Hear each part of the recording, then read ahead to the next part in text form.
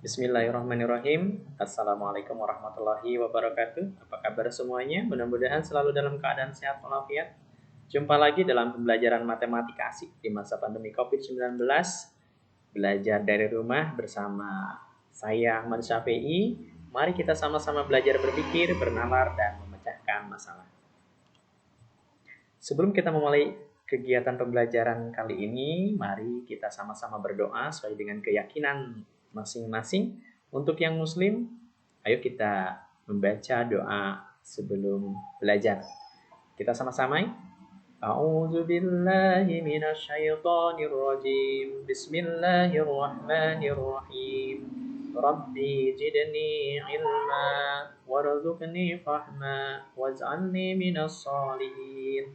Ya Allah, tambahkanlah aku ilmu dan berilah aku kemampuan untuk memahaminya, dan jadikanlah aku termasuk golongan orang-orang yang soleh. Amin ya robbal alamin. Agar materi kali ini dapat kalian serap dengan baik, tentunya kalian harus belajar dengan konsentrasi yang penuh, fokus, dan iringi dengan semangat yang luar biasa.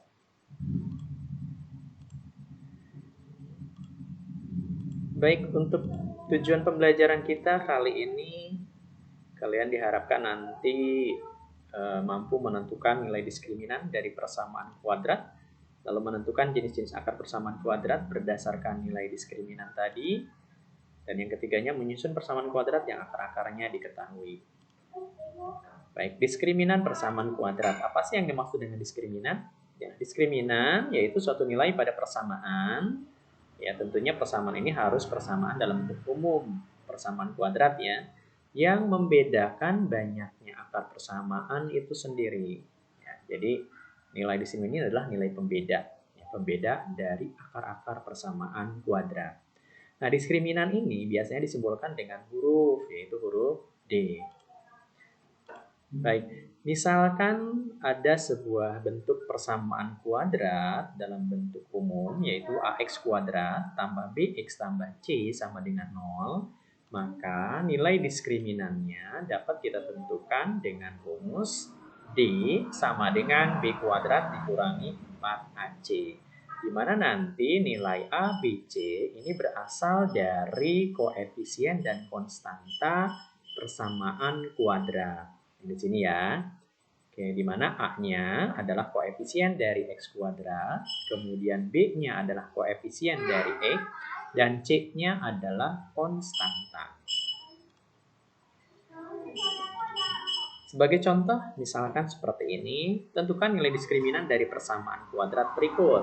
Yang pertama, X kuadrat dikurangi X dikurangi 6 sama dengan 0. Yang keduanya, 2X kuadrat tambah 5X dikurangi 3 sama dengan 0. Nah, tentunya untuk menentukan nilai diskriminan ini, kalian harus mampu menyebutkan terlebih dahulu koefisien dan konstanta dari persamaan kuadrat yang akan kita tentukan nilai diskriminannya.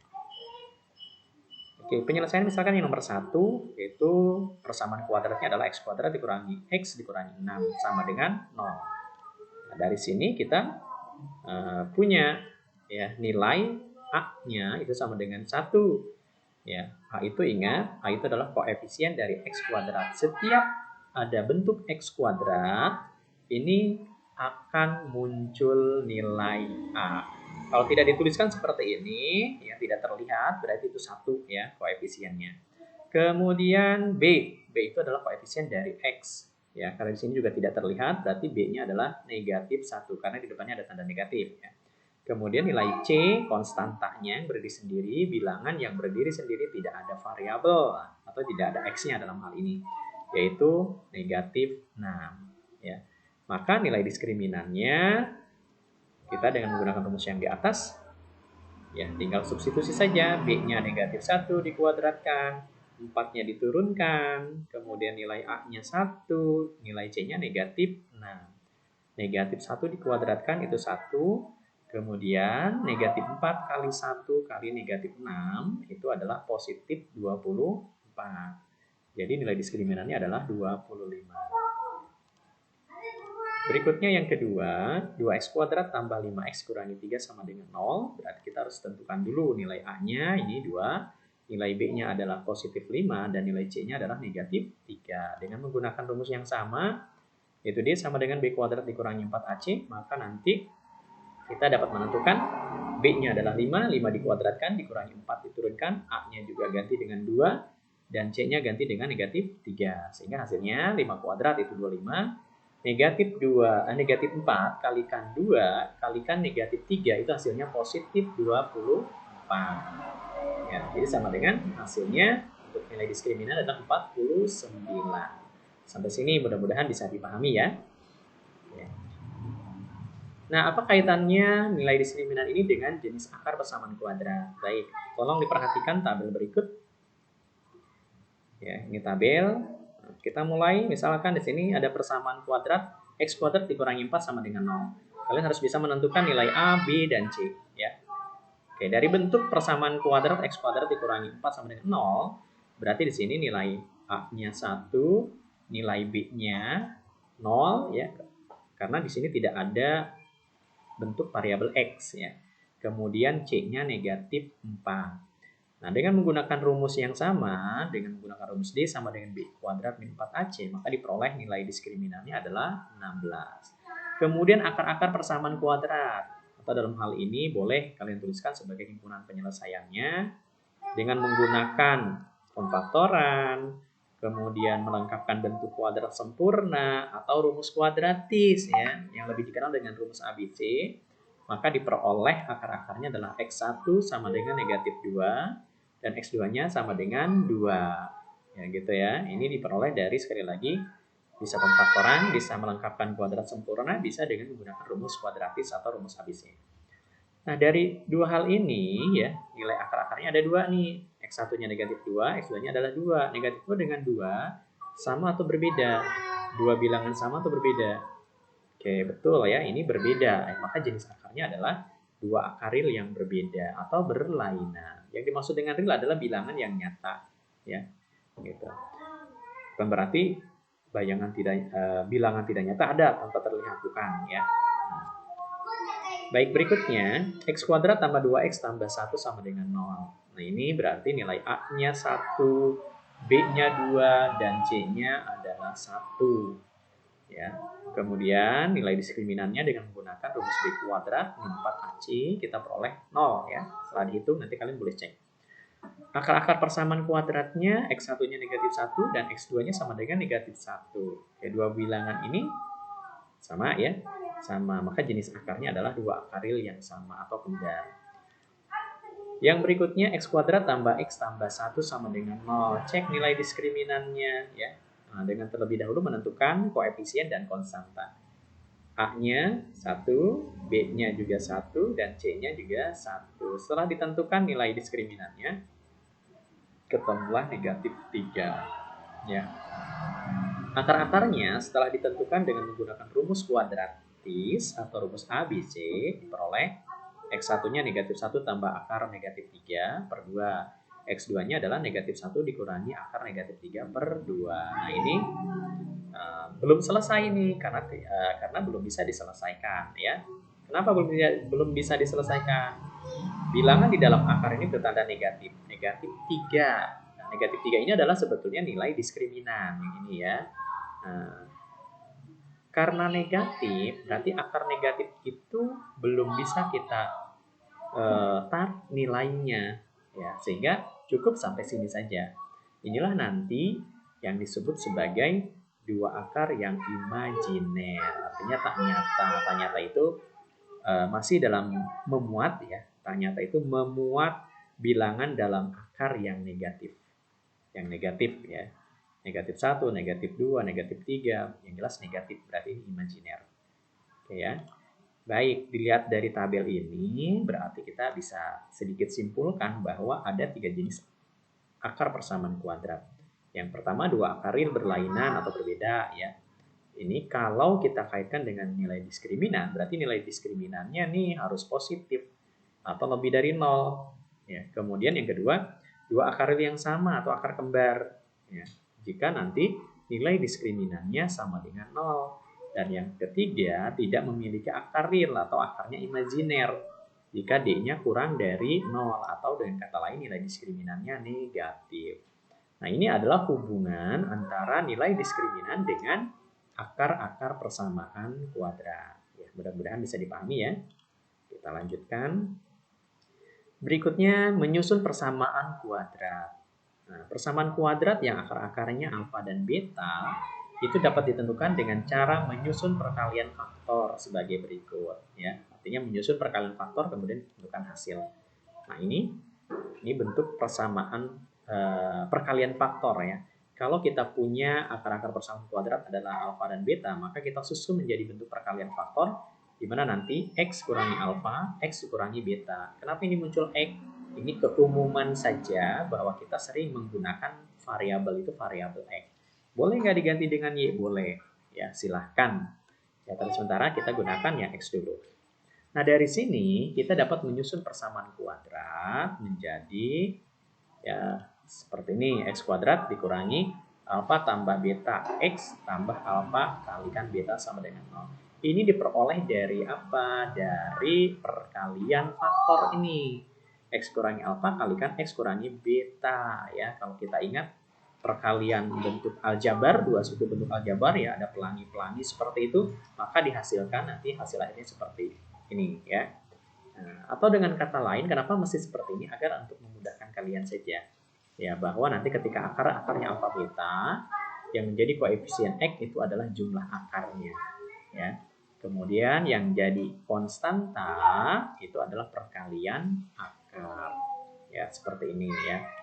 Nah, Bapak berikan contoh, tentukan persamaan kuadrat yang akar-akarnya 2 dan 3, yang keduanya adalah 1 dan negatif 5. Ini artinya alfa dan betanya adalah ini sudah disebutkan ya. Untuk nomor 1 alfanya adalah 2 dan betanya adalah 3. Bagaimana menyusunnya? Yang pertama kalian harus tentukan dulu bentuk perkalian faktornya. Ya, seperti apa? Nah, ini bentuk perkalian faktor. X kurangi 2 kalikan X dikurangi 3 sama dengan 0. Lalu ya, dengan cara pelangi-pelangi perkalian bentuk aljabar silakan, tapi Bapak menggunakan sesuai dengan yang di atas ini ya. Nah, berarti nanti jumlahkan akarnya ya, berarti 2 tambah 3 ini sebagai koefisien dari dan untuk konstantanya adalah 2 kali 3 karena akar-akarnya adalah 2 dan 3. Selanjutnya tinggal diselesaikan. X kuadrat dikurangi 2 tambah 3 itu 5. Ya, jadi 5x tambah 2 kali 3, 6. Nah, inilah bentuk persamaan kuadrat yang akar-akarnya 2 dan 3. Ya, mudah-mudahan dipahami ya. Yang kedua, akar-akarnya 1 dan negatif 5. Maka kita buatkan dulu susun bentuk perkalian faktornya. Jadi, X kurangi 1 kalikan X dikurangi negatif 5.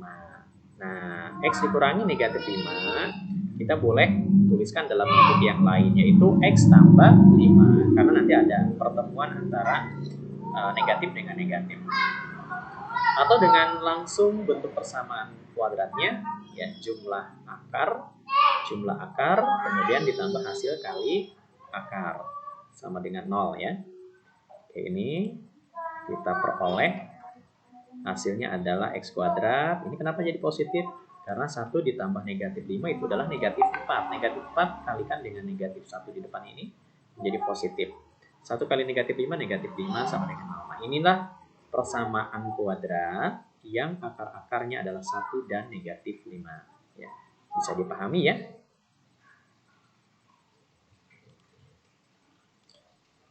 Nah, untuk melatih pemahaman ya, agar materi yang barusan Bapak sampaikan kalian bisa terima, maka kita latihan ya.